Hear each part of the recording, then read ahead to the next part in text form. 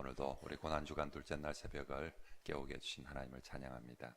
이제 오늘 계속해서 예수님 어제 말씀에서 예수님 체포 당하시고 오늘은 이제 신문을 당하시는 공회 앞에서 신문 당하시는 모습입니다. 어제 예수님 체포 당하시면서 십자가가 시작이 된다고 했습니다. 어제 십자가는 배신의 십자가, 버림받은 십자가였습니다. 이 모든 배신, 버림받은 이 인간이 죄로 말미암아 짊어져야 될 우리의 형벌 중에 하나인 거죠. 우리가 죄로 인해서 배신당하고 또 이런 버림받은 그 아픔들을 겪게 되는데 예수께서 그 모든 것 지시고 십자가를 지셨습니다. 우리가 그것들을 주님 앞에 내어놓고 그것들로부터 예수 그리스도를 믿음으로 십자가를 통해서 이겨내는 거죠. 오늘은 침묵의 십자가입니다. 참 억울함 앞에 주 예수님 침묵하시고 있습니다. 우리 예수님의 이 십자가에 이제 오늘 이 산헤드린 공회에서 심판을 받는 또 신문을 받는 장면 앞에 카메라는 54절에 먼저 베드로의 모습을 조금 비추어 주고 있습니다. 베드로가 예수를 멀찍이 따라 대제사장의 집들 안까지 들어가서 아레스당과 함께 앉아 불을 쬐더라라고 말씀합니다. 이 마지막 이 하룻밤 또 그 다음 날까지 이 카메라는 오직 예수님께만 계속 집중해서 이렇게 조명을 비추고 잡고 있는데 가끔씩 예수님 옆에 있는 사람들을 어떤 모습으로 이 십자가를 따르고 보고 있는지 보여주는데 지금 베드로의 모습이 살짝 잡혔는데 멀찍이 따라가고 있는 모습입니다. 내일 본문에 베드로가 예수님을 3번 부인하는 장면이 잡히게 됩니다. 결국 베드로가 어제 말씀에서 다 버리고 제자들도 버리고 청년은 호디부를 또 버리고 맨몸으로 도망을 갔다라는 얘기를 했는데 아마도 베드로가 버리고 도망가다가 이거 아니다 싶어서 다시 돌아왔겠죠. 돌아왔는데 예수님을 멀찍이 따라가고 있습니다. 돌아오긴 돌아왔는데 예수님 더 가까이 가지 못하고 분명히 이거 아니다 싶어서 돌아왔는데 예수님은 멀찍이 따라가고 결국 멀찍이 따라가다가 내일은 부인을 해버리고 마는 것이죠. 이번 주간이 고난주간입니다. 오늘 이 단어들 베드로 멀찍이 따라가고 있는 우리가 예수를 믿는데도 예수를 어떤 모습으로 따라가는가? 가까이서 그분처럼 따라가는가? 아니면 예수님하고 관계를 단절하거나 예수님을 외면할 수는 없으니까 그냥 일주일에 한 번 정도 멀찍이 따라가고 있는가? 사랑하는 성도 여러분, 이번 고난주간에 우리가 그리스도께 좀 더 가까이 그리스도를 좀 더 가까이 따르는 그런 저와 여러분들이 되시길 바랍니다. 옆에 있는 분들에게 새벽이지만 그렇게 서로 인사하고 축복해 줍시다. 예수님을 좀 더 가까이 따라갑시다 라고 인사합시다. 예수님을 좀 더 가까이 따라갑시다. 고난주간에 그죠? 그래서 오늘 새벽 기도에 같이 잘 오셨습니다. 이것이 우리가 그리스도를 좀 더 가까이 따라가는 것입니다. 이제 그렇게 해서 예수님은 이 산헤드린 공회의 법정 앞에 섭니다. 55절 말씀을 보니까 대제사장들과 온 공회가 예수를 죽이려고 이미 재판도 하기 전에 신문도 하기 전에 이미 정해졌어요. 죽이려고. 그리고 죽이려고 작정을 해놓고 정해놓고 정한 증거들을 찾고 있는 그런 재판 형국입니다.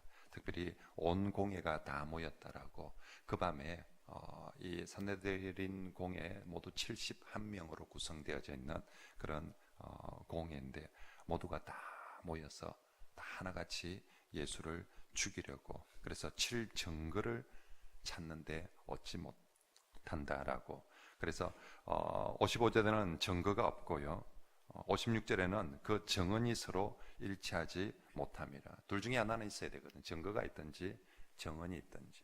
그런데 증거도 없고 정언도 없고 근데 예수를 죽인다. 그렇게 되는 거죠. 게다가 사실은 이런 이제 중요한 사형에 해당되는 재판들을 할 때는 한밤중에 이렇게 할 수 없는 일인데 이것도 그들이 법을 어기고 하고 있는 것이고, 또 실제로 사내들인 공에는 사형을 언도할 만한 그런 권한은 없습니다. 그래서 이제 빌라도에게로 넘기게 되는 것입니다. 아무튼 증거도 없습니다. 정언도 없습니다. 그리고 대질신문 하는데 모든 것들이 맞지 않습니다. 이 모든 상황 가운데서 예수 그리스도의, 이제 카메라는 예수님 어떻게 하고 계시는가, 예수 그리스도의 초점을 맞출 때 예수님에 관계된 말씀 61절 말씀 같이 한번 읽어볼까요? 시작. 침묵하고 아무 대답도 아니하시거늘 대제사장이 다시 물어 이르되 네가 찬송받을 이의 아들 그리스도냐. 아멘. 예수님의 모습은 침묵하고 아무 대답도 아니하시거늘. 여기 마가복음 특유의 강조 용법들, 마가복음은 뭔가 강조할 때 똑같은 단어를 두 번, 세 번 같은 의미들을 반복. 예수님이 새벽 기도하는 모습을 묘사할 때 새벽, 오히려, 미명에 이런 식으로 표현을 하고, 오늘도 그냥 침묵했다면 되는데 침묵하고 아무 대답도 아니야. 아무 대답 안 한 거나 침묵한 거나 똑같은 의미인데 반복해서 얘기하면서 예수 그리스도의 그 침묵하심을 말씀하고 있습니다. 무엇에 대한 침묵입니까? 자신의 억울함에 대한 침묵이죠. 거짓 증언, 거짓 증거들 다 틀리다라고 하고 있는데 봐라, 틀린 거 아니냐, 이렇게 예수님께서 말하기 시작하면 충분히 자신의 정당함을 변호할 수 있지만 그 거짓 증언들에 대해서 그것들을 들을 때마다 예수님 많이 억울했을 것입니다.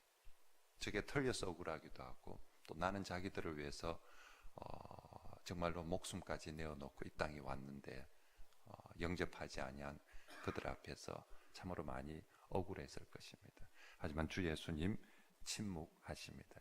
이미 이사야 성경에 예언했습니다. 이사야 53장부터 55장에 계속해서 고난당하는 그리스도의 모습을 예언할 때 아주 중요한 특징 중에 하나, 그는 양과 같이, 도살장에 끌려가는 어린 양과 같이 침묵하였다. 이게 이사야가 예언하는 메시아의 고난받는 종의 아주 중요한 특징입니다. 잠잠히 하나님의 뜻에 순종하여서 그 길을 걸어가는 것. 정말로 제가 이렇게 중앙아시아 지역들 쭉 가보면서 거기 갈 때마다 양을 잡는 모습을 보았습니다. 양은 진짜 주인이 잡아가지고 자기 목에 이렇게 선열의 칼을 목에 댈 때까지 정말 단 하나의 저항도 하지 않고, 죽을 때도 목에 칼이 딱 대어지는 때도 그냥 딱 하고 그렇게 죽어가더라고요. 야, 여러분 그 우리 시골에서 돼지 멱 따는 소리라는 거, 그죠? 돼지 잡을 때 돼지 멱 따는 소리, 그래서 그런 말이 얼마나 요란한지 모릅니다. 진짜 돼지 멱 따는 소리라는 표현이 나올 정도로.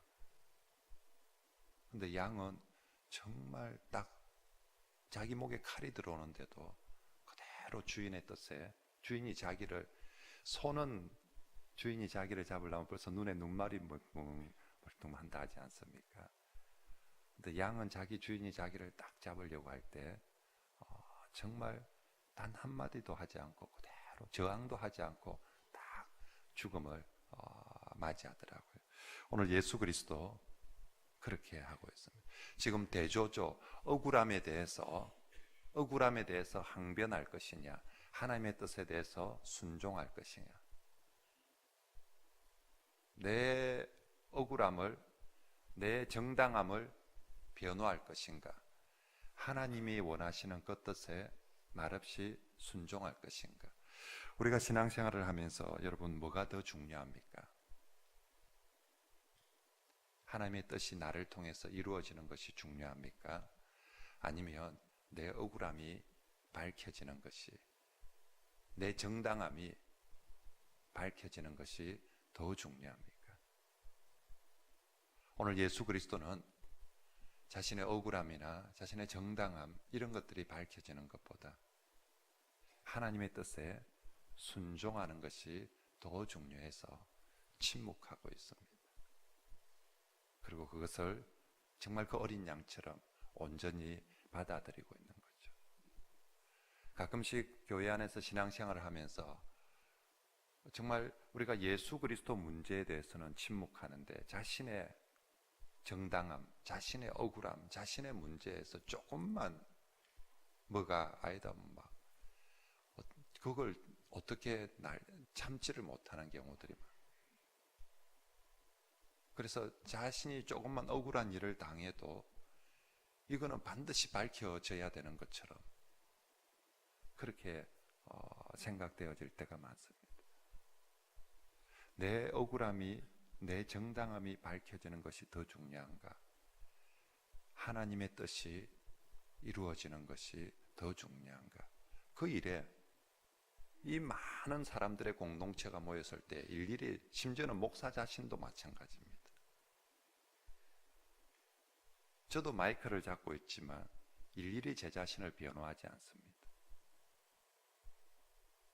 억울한 오해를 들을 수도 있고 또 억울한 그런 일들이 있는데 내가 마이크를 잡았다고 해서 일일이 내 자신에 대해서,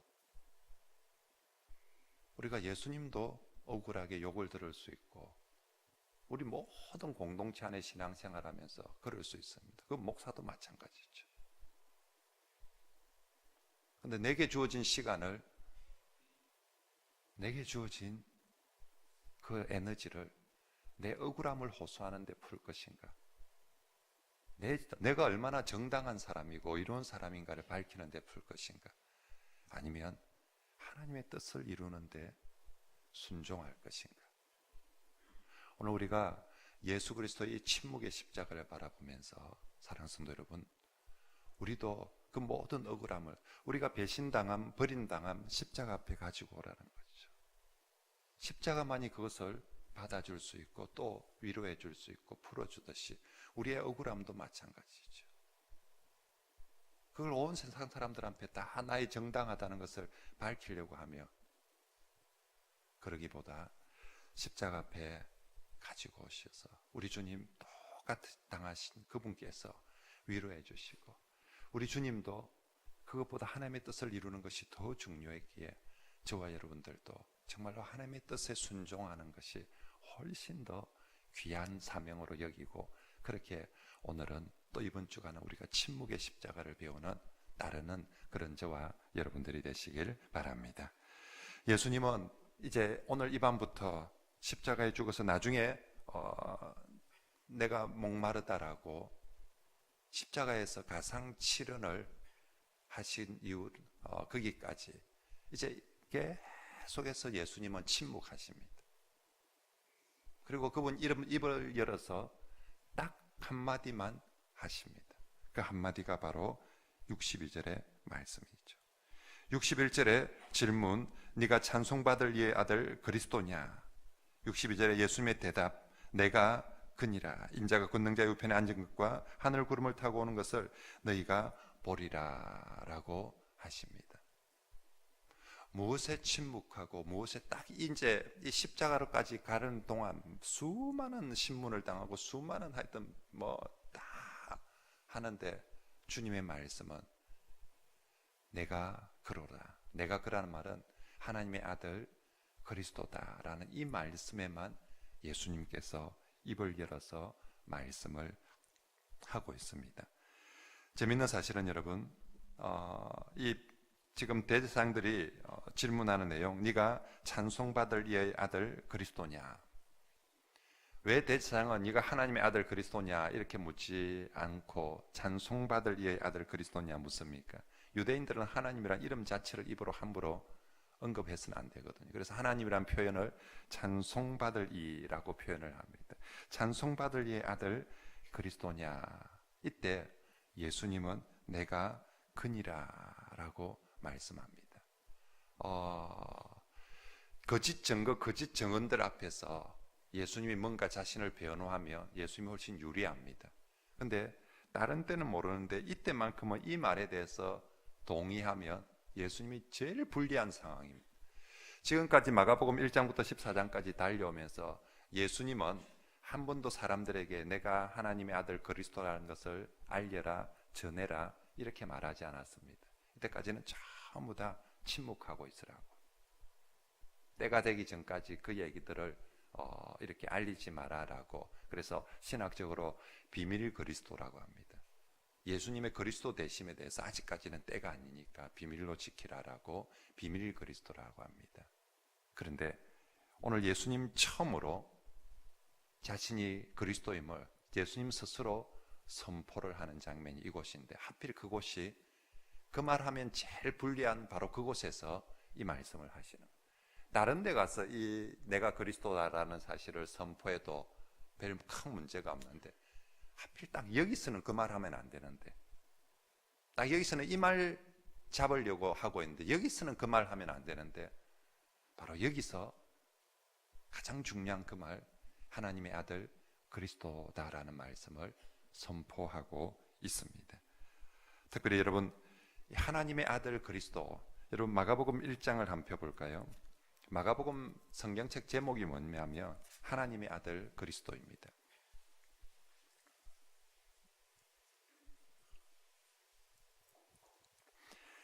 마가복음 1장 1절 말씀해 봅시다. 마가복음 1장 1절에 뭐라고 시작을 합니까? 하나님의 아들 예수 그리스도의 복음의 시작이다. 전에도 제가 말씀드렸지만 구약 성경이나 신약 성경 당시에는 성경책 제목에 제목이 없어요. 오늘 이 마가복음이란 제목은 후대에 우리가 붙인 제목이고요.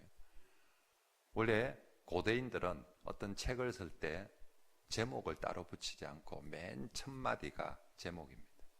맨 첫 줄이 제목인 거죠.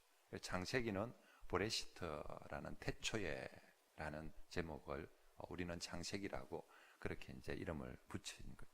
마가복음의 첫 마디는 하나님의 아들 예수 그리스도의 복음. 하나님의 아들 예수 그리스도의 복음. 이게 마가복음의 마가가 기록을 하면서 나는 이 성경을 하나님의 아들 예수의 복음, 하나님의 아들 그리스도의 복음, 이렇게 해서 전하는 거예요. 그런데 지금 대제사장이 십자가 앞에서 묻는 질문이 뭐냐면, 네가 하나님의 아들 그리스도냐? 정말 대제사장이 이 마가복음의 제목에 마가가 전하고 싶은 예수, 바로 하나님의 아들 그리스도, 이걸 가장 정확하게 이 대제사장이 십자가의 신문 앞에서 네가 하나님의 아들 그리스도냐? 라고 그렇게 묻고 있는 거죠. 그리스도는 히브리어로는 메시아입니다. 네가 하나님의 아들 메시아냐? 사실은 메시아나 그리스도나 다 일반 명사입니다. 기름 부음 받은 사람, 기름 부음 받은 사람을 일컬어서 메시아 그리스도라고 합니다. 그래서 예수님 말고도 기름 부음 받은 사람 많습니다. 대표적으로 대제사장도 기름 부음 받은 사람이죠. 그래서 대제사장도 우리가 대제사장이라고도 부를 수 있지만 대제사장 그리스도여, 대제사장 그리스도, 대제사장 기름 부음 받은 자, 왕도 기름 부음을 받기 때문에 왕도 다윗도 메시아인 거죠. 일반 명사로 치면. 그런데 이제 예수님의 그리스도가 워낙 강력하기 때문에 예수님 이후로는 이 그리스도 메시아가 고유 명사가 되어버린 거죠. 그래서 메시아, 더 메시아, 그 메시아, 더 그리스도, 그 그리스도, 처음에는 그 그리스도 이렇게 하다가 나중에는 그냥 그리스도 하면 예수님이 되어버린 것이죠. 그런데 성경이 강조하는 것은 사람 메시아가 아니라, 대제사장 메시아, 왕 메시아, 어떤 인간 메시아가 아니라 누구 메시아? 하나님의 아들 메시아, 하나님의 아들 그리스도. 지금 대상이 신성모독으로 잡아 죽이려, 네가 그냥 그리스도냐라고 묻는 것은 누구나 그렇게 대답할 수 있습니다. 그럼 뭐 어디서 기름 부음 받았는데, 누구한테 기름 부음 받았는데, 이렇게 질문이 나갑니다. 근데 그 앞에 있는 하나님의 아들 그리스도냐, 여기서 예수님이 그렇다라고 얘기했기 때문에 신성모독이 되어버리게 되는 것이죠. 그런데 우리 주 예수님께서 다른 모든 것들에는 침묵하시는데 이 부분에 있어서만큼은 밝히 증언하고 있습니다. 내가 하나님의 아들 그리스도다 라고 말하고 있는 것이지요. 그것도 십자가 앞에서 가장 위험한 곳에서 이것 말하면 가장 많은 손해를 볼 수 있는 상황에서 어떤 손해를 보더라도 어떤 위험을 당하더라도 이건 말해야 된다. 이 고난 주간에 여러분 입을 열 때와 닫을 때 우리는 어떨까요? 우리는 어디에 입을 열고 어디에 입을 닫습니까? 우리는 어쩌면 거꾸로 하고 있는 건 아닌지 모르겠습니다. 내 억울함에 대해서는, 내 정당함을 변호함에 대해서는 막 입에 거품을 불고 얘기하는데, 그리스도에 대해서는, 하나님의 아들 그리스도에 대해서는 침묵해버리고, 내가 사람들 앞에 그 얘기하며, 예수쟁이 얘기하며, 교회 얘기하며 손해볼 것 같으니까 입 닫아버리고 있지는 않습니까? 오늘 우리가 십자가 앞에서 무엇에 침묵하고 무엇을 말해야 되는지, 우리는 십자가와 부활의 증인들입니다. 내게 어떤 손해가 온다 할지라도, 내게 어떤 어려움이 닥친다 할지라도 우리가 진짜 입을 열어서 말해야 될 것이 무엇입니까? 바로 하나님의 아들 복음이죠. 하나님의 아들. 성도 여러분, 이 고난 주간에 우리가 무엇에 침묵하고 무엇에 입을 열어야 될지를 알고 그리스도처럼 정말로 우리가 진짜 입을 열어야 될 하나님의 아들 그리스도, 그 얘기를 위해서 우리의 입술을 열고, 그거 내가 그 입에 열고 증언함에 있어서 내가 때로는 손해를 보고 내가 때로는 억울함을 당한다 할지라도 기꺼이 그 일들을 당하는, 그것이 주를 따라 십자가를 따라가는 그런 저와 여러분들의 삶인 줄 믿습니다.